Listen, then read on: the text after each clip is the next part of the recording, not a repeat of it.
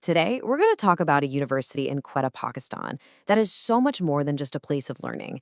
It's really a story of resilience, a testament to the power of education, and honestly, a symbol of strength against some incredible odds. So let's dive into the story of Sardar Bahadur Khan Women's University. You can tell a lot about an institution by its motto, and there's a simple but so profound: "Oh God, increase my knowledge." That's not just a nice saying they put on a banner, right? It's a prayer. It's a mission. It's the whole spirit that guides every single student who walks through those gates. And the scale of this mission, it's huge. We are talking about a community of 8,000 students. Just think about that number for a second. That alone shows you just how critical this university is for the entire region. 8,000 futures being shaped right now. So, what is it that makes this university so unique? Well, it all starts with its very specific mission, right there in the heart of Balochistan. It's called Sardar Bahadur Khan Women's University, or SBKUU for short. As a public university, its purpose is crystal clear and absolutely vital. It is dedicated entirely to the higher education of women. It's all about creating this crucial space for them to grow, both academically and as people. Okay, so how did an institution like this even come to be? Well, its roots are in this really powerful, forward-thinking vision for the whole country. And they did not waste any time putting that vision into action. I mean, look at this timeline. It's established in 2004 and boom, they're starting master's programs almost right away. A year later, in 2005, Bachelor of Science programs are up and running, and by 2006, they're already celebrating their very first graduating class. That's moving with some serious determination. And this quote from a former governor of Balochistan really gets to the heart of the why. He frames women's education not just as some nice idea, but as a flat-out necessity for building the nation. The logic is simple and it's powerful. You can't develop your country if you ignore 51% of your people. That was the whole strategy behind SBKOW.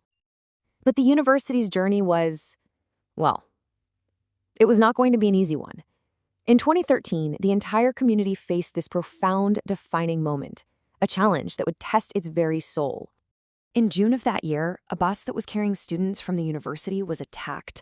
14 women, students with dreams, with families for their whole lives ahead of them, were killed. 19 others were injured. It was just an unimaginable, horrific act of violence aimed directly at what this university stood for. And this really is the central question, isn't it? When you're faced with a tragedy like that, one that's designed to create fear and stop progress dead in its tracks, how do you respond?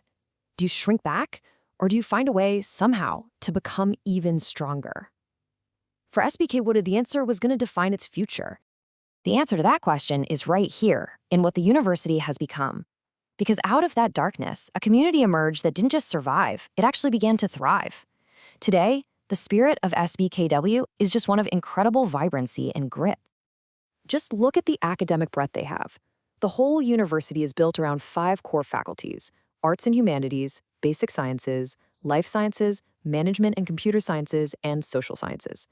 Taken together, they offer this huge landscape of opportunity, dozens and dozens of degree programs for their students.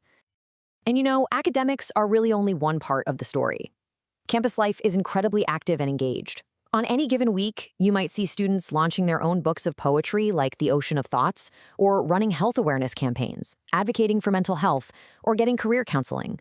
This is so much more than a place for books. It's a real community that's focused on the total well-being and future of its students. So how do we connect that awful tragedy in the past with this vibrant, thriving present? Well, the university's own leadership gives us a very clear, very powerful answer. The path forward was forged directly through that struggle.